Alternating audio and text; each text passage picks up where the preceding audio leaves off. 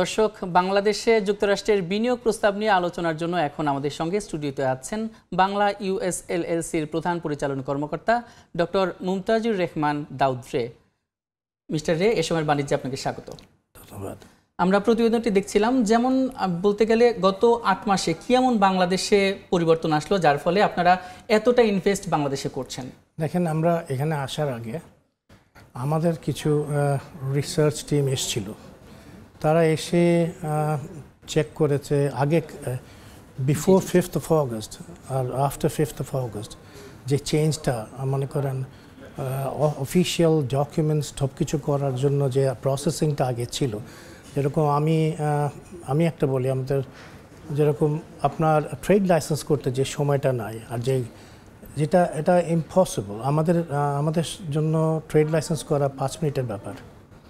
এখানে মাস trade licence ওটা একটা অফিসে যেতে হয়, ডিফারেন্টভাবে রিকোয়েস্ট করতে হয়, ওগুলো অনেক চেঞ্জ হয়েছে। আমি এসেছি গত নভেম্বরে এসেছিলাম এখানে, সেখানেও আমি 2 মাস থেকে গেছি, থেকেও কিছু প্রবলেম ফেস করেছি এসব।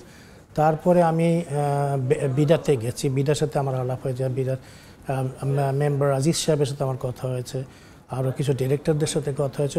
দে were very cooperative with me. ওনারা আমাদেরকে অ্যাসিওর করেছেন যে ইনশাল্লাহ উই উইল হেল্প ইউ। তো সেই হিসাবে, এবং আমি অনেক আমার এর আগেও কিছু, আমার আসার কয়েকদিন আগেও কিছু আমার আমেরিকান ফ্রেন্ডসরা এসে দেখে গেছে যে কি প্রসেসিংটা কি চেঞ্জ হয়েছে কিনা। এখনও অনেক চেঞ্জ হয়েছে, যার জন্য আমাদেরকে ইন্সপায়ার করেছে এখানে আসার জন্য আর ইনভেস্ট করার জন্য। আর বিনিয়োগের ক্ষেত্রে যদি বলা যায় যে হাসপাতাল, স্বাস্থ্য খাত কেন বেছে নিলেন? দেখেন, এখানেও আমরা বোর্ডের যখন মিটিং করছিলাম, ফার্স্ট অফ অল আমাদের কিছু রিপোর্ট আছে আমাদের কাছে যে বাংলাদেশ থেকে কত বিলিয়ন ডলার ভারতে, থাইল্যান্ডে আর ডিফারেন্ট কান্ট্রিজে যায় এই মেডিকেল খাতে। এটা যদি আমরা আমাদের দেশে রাখতে পারি, আমাদের ফরেন কারেন্সির কিন্তু অনেক রিজার্ভ বাড়ে। তো সেটা, এবং আমরা যেভাবে চাচ্ছি হসপিটালটাকে এখানে গ্রো করার জন্য, আমার মনে হয় আমাদের দেশে এই হসপিটাল হয়নি কখনো, এবং আমরা ভালো সেবা দিতে পারবো বাঙালিদেরকে, যেটা আমাদের মূল লক্ষ্য। আপনারা এত ইনভেস্ট করছেন, তাই আসলে আমাদের দর্শকদের একটা আগ্রহ তো রয়েছে। তো এত ইনভেস্টমেন্ট করার পরে একটা রিটার্নিং এর ব্যাপার তো আছে, তো সে ব্যাপারে সব ব্যবসায় কিন্তু একটা রিটার্নের ব্যাপার আছে। আমরা জানি এটা রিটার্ন হবে, কেননা আপনাদের যদি রিপোর্ট থাকে আপনারা জানবেন যে বাংলাদেশ থেকে কত টাকা বিদেশে যাচ্ছে এই মেডিকেল খাতে। যদি এটাই আমাদের খাতেও আসে কিছু, এটার 20% আসে, that's a lot of money. ঠিক না? তো সেই হিসাবে কেন না আমরা অ্যাজ এ বিজনেসম্যান, আমাদের যে chairman, he is a philanthropist, if you Wikipedia him, ফ্র্যাঙ্ক জাও, he is a well known philanthropist. তো উনি কেন করবেন না, আমরা কেন করবো না বলেন? তো এটা শুধু টাকার জন্য না, এটা সেবার জন্য করছি। এই দেশে অনেক গরিব আছে, অনেক কিছু ট্রিটমেন্ট তারা করতে পারে না পয়সার জন্য। আর আমাদের এখানকার কিছু ডাক্তারস আছে যারা ম্যাল প্র্যাকটিস করে, হসপিটালস আছে যারা ম্যাল প্র্যাকটিস করে, ওটা বন্ধ করতে হবে আমাদেরকে। এটা একটা আমাদের টার্গেট। আর এই যে চিকিৎসা খাতে আসলে বাংলাদেশের মানুষজন আমরা কি সেবা পেতে যাচ্ছি, নতুনত্ব কি আসছে? দেখেন, আমরা এই হাসপাতালটাকে মেশিন লার্নিং আর আমেরিকান এআইয়ের উপরে করব। আর আমাদের আমেরিকা থেকে ডক্টরসরা, স্পেশালিস্টরা আসবেন এখানে ট্রিটমেন্ট করবেন, যারা ওভার দ্য বর্ডার পারমিশন আছে তারা এসে করবেন, এবং এখানকার ডাক্তারদেরকে মনিটর করবে এবং হেল্প করবে। সাথে simultaneously we are going to teach the nurses here. নার্সদেরকেও আমরা ওখান থেকে নার্সকে এনে এখানে নার্সকে টিচ করব, জানি আমাদের পেশেন্টসরা রাইট ট্রিটমেন্ট পায়।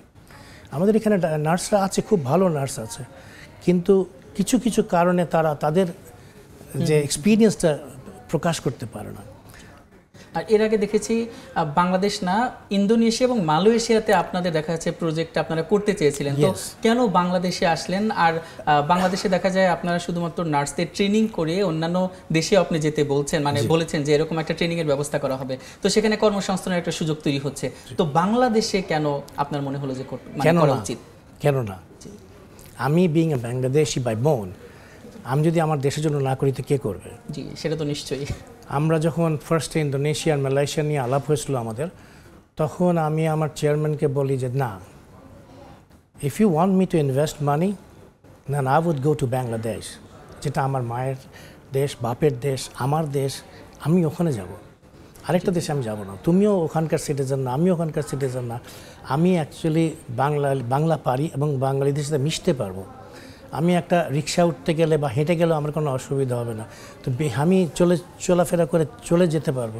Indonesia and Malaysia is going to be a new country for us. So for me, Bangladesh is not a new country.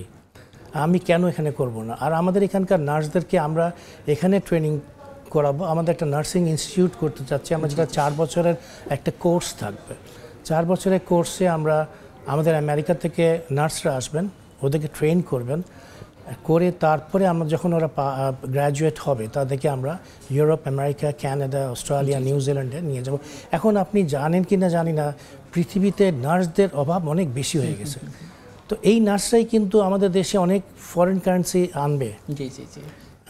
এবং তারাও অনেক এক্সপিরিয়েন্স গ্যাদার করবে। জি আচ্ছা মিস্টার রে, এই যে বাংলাদেশে তো বলছেন যে প্রশিক্ষণ দেওয়া হবে, আবার নার্সদেরও মানে বিদেশে পাঠানোর মতো অবস্থা করা হবে, তো এমন কি অবস্থা হবে যে দেশের সকল চিকিৎসা পূরণ হবে এবং এখন যেমন বাংলাদেশিরা যেমন দেখছেন পার্শ্ববর্তী দেশে যাচ্ছে, অন্যান্য দেশের রোগীরাও কি বাংলাদেশে আসবে? দেখেন, এখন পার্শ্ববর্তী দেশে যাচ্ছে না কেউ, কিন্তু আমরা কিছু ডিপার্টমেন্টের সাথে কথাবার্তা বলেছি, যেরকম আমাদের সাথে কাইজার পার্মানেন্টে আছে, সিটি অফ হোপ আছে, মেয়ো ক্লিনিক আছে, হ্যাঁ, তারপর হার্ভার্ড মেডিকেল আছে। আমরা আলাপ করেছি যে আমাদের ওখানে ইন্স্যুরেন্স অনেক হাই, ওখান থেকে পেশেন্টসরা যদি বাংলাদেশে আসে, মনে করেন প্লেন খরচ আর এখানে সব কিছু নিয়ে, তাও তাদের খরচ কম হবে।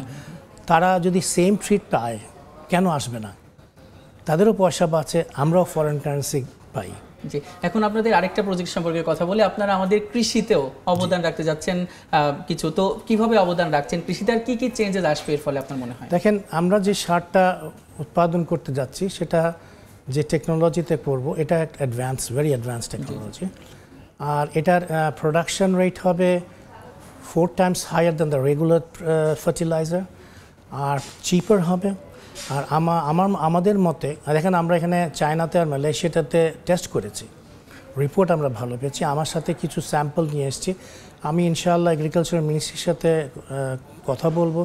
আমাকে আজিজ ভাই বলে আরেকজন ভদ্রলোক আছেন খামারবাড়ির, গতবারে আমি ওনার সাথে দেখা করে গেছি, উনি আমাকে অ্যাসিওরেন্স দিয়েছেন যতটুকু পারেন ওনারা আমাকে সাপোর্ট দেবেন। এই জিনিসগুলি কিন্তু আগে ছিল না। জি জি জি।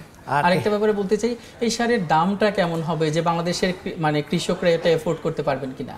অনেক অনেক কম হবে, অ্যাটলিস্ট হাফ হবে। তো কেন এই আর উৎপাদন, আমাদের উৎপাদন গম আর চালের, ধানের উৎপাদন অনেক বাড়বে।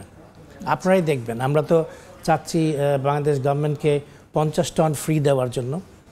ফ্রি দিয়ে আপনারা টেস্ট করেন, টেস্ট করে দেখেন যদি আমাদের সার আপনারা যেটা ইউজ করছেন ওটার থেকে ভালো না হয়, then don't give us any order, don't approve our product. আচ্ছা, এই যে সার কারখানা কি ন্যানো বেস হবে? রাইট, জি জি রাইট, ন্যানো বেস হবে। এটার সুবিধা আসলে কিভাবে পাবে বাংলাদেশের কৃষকরা এবং মানুষরা? এটা দেখেন, আমাদের যারা এটাতে আমি অত বেশি স্পেশালাইজড না, তারপরে বলি আমাদের যারা টেকনিশিয়ানস আছে, আমরা যারা এটার সাথে খুব বেশি ওতপ্রোতভাবে জড়িত, তারা এখানকার ট্রেন করাবে। এবং আপনাদের এখানে খামার বাড়িতে অনেক এক্সপার্টস আছে কিন্তু। জি, একদম শেষ একটা প্রশ্ন করতে চাই, এই যে আপনারা যে বড় ইনভেস্ট করছেন, তো অন্যান্য ইনভেস্টররা বাংলাদেশে আসার জন্য, ফরেন ইনভেস্টমেন্টের আনার জন্য কোন কোন অবস্থার পরিবর্তন দরকার আপনার মনে হয়?